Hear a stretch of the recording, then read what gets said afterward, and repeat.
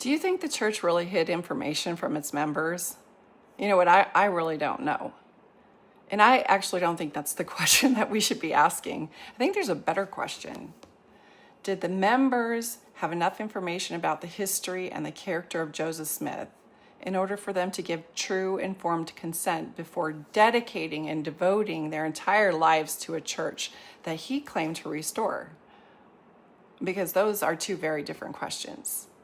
Let me explain. Let's imagine that you're buying a house, but years later you discover the foundation has major structural problems. And so you go back to the seller and you're confused and you're heartbroken. And the seller says, "We never hid that. All the information is clearly there in the engineering report. It's been sitting there at City Hall all along." Well, maybe that's true. But did anyone tell you that it was there? Did anyone encourage you to read it? Did anyone explain why it mattered before you signed the papers? Or were you just mostly shown like the beautiful kitchen and the fresh paint and the view from the backyard? Well, you'd probably walk away thinking, I wasn't given the whole picture before I made one of the biggest decisions of my life. And that's the experience that many former members of the church are trying to describe. And the pain isn't simply learning the difficult church history and the shady character of its founders. The pain is realizing that we made lifelong covenants, devoted years of our lives, and paid thousands in tithing. We served years of our lives on missions and married in the temple and baptized our children and wore their garments and built our whole entire identities around the church's teachings before we knew that there was a much larger story. And then when we try to explain that grief, we're told the church never hid anything. So whether someone believes that statement is true or false, it doesn't address this gaping wound. Because the wound isn't about whether or not the information existed somewhere. The wound is that we weren't meaningfully equipped to evaluate all of it before we were asked to commit to it, to covenant to it, to believe with all our hearts, and to testify to other people that it was true, and to raise our children under its doctrines. And that's why it feels so disorienting. And that's not just a crisis of faith, that's a crisis of consent. So whether the omissions were intentional or they're cultural or the result of institutional priorities, well, that right there is a conversation worth having. Because informed consent, it requires more than the information existing somewhere out there in some obscure archive.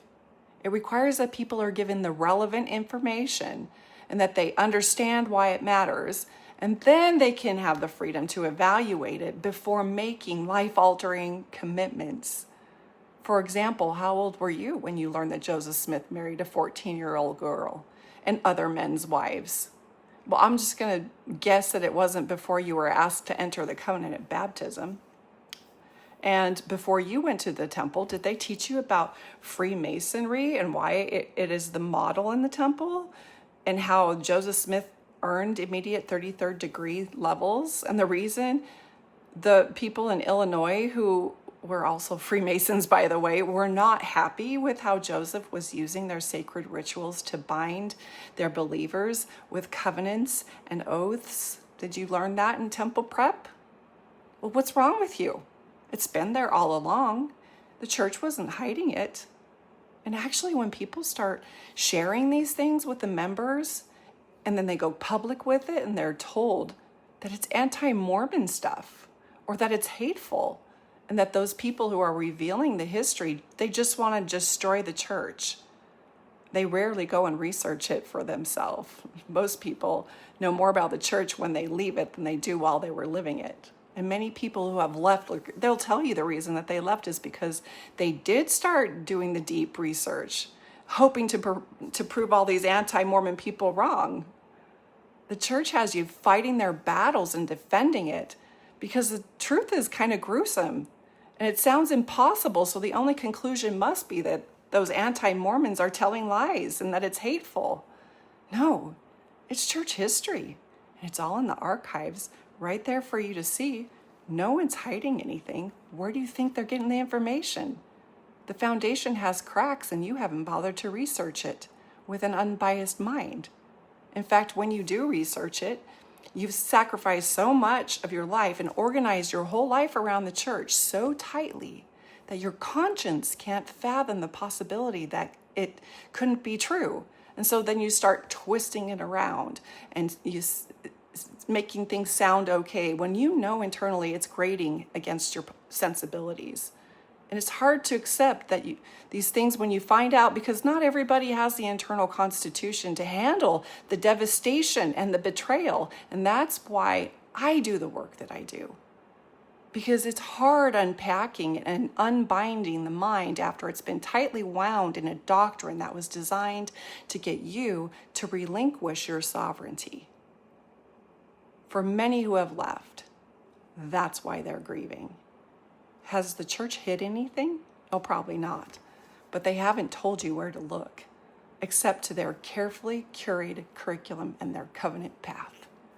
Nothing to see here, folks. Just sign on the dotted line, dunk you in the water, and now you're covenanted. So if you're needing support during this deconstruction, I get it. I get this process.